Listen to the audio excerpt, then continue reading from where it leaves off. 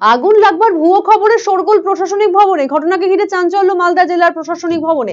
বুধবার জেলা প্রশাসনিক ভবনে আগুন লাগাবার খবর পেয়ে তড়িঘড়ি ছুটে আসে দমকল কর্মীরা, কিন্তু কোথায় কি কোনো রকম অগ্নিকাণ্ডের ঘটনায় ঘটেনি। ঘটনায় তাজ্জব বনে যান দমকল কর্মীরা।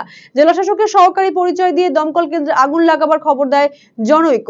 তবে প্রকৃতপক্ষে কে বা কারা এই ধরনের ঘটনার পেছনে রয়েছে তা খতিয়ে দেখা হচ্ছে প্রশাসনের তরফে। ডিএম অফিসে আগুন লেগেছে বলে মানে জানানো হয়েছে আমাদের অফিসারকে।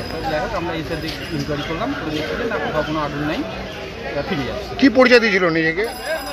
ডিএম অফিসের মানে কি বলছে আপনার পিএ, এই পরিচয় দিয়েই ফোনটা হয়েছিল।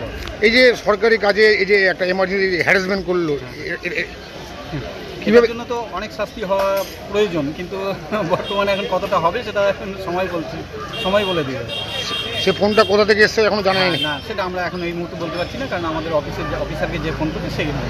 কি দেখতে পেলেন এখানে এসে? এখানে তো কোনো কিছুই দেখতে পেলাম না। আমরা খোঁজ খবর করলাম এবং সবাইকে জানালাম যে কোথাও আগুন লেগেছে কিনা, তো দেখে বললো যে না, কোথাও আগুন লাগে। डिजिटल इंडिया सेल शुरू हो चुका है।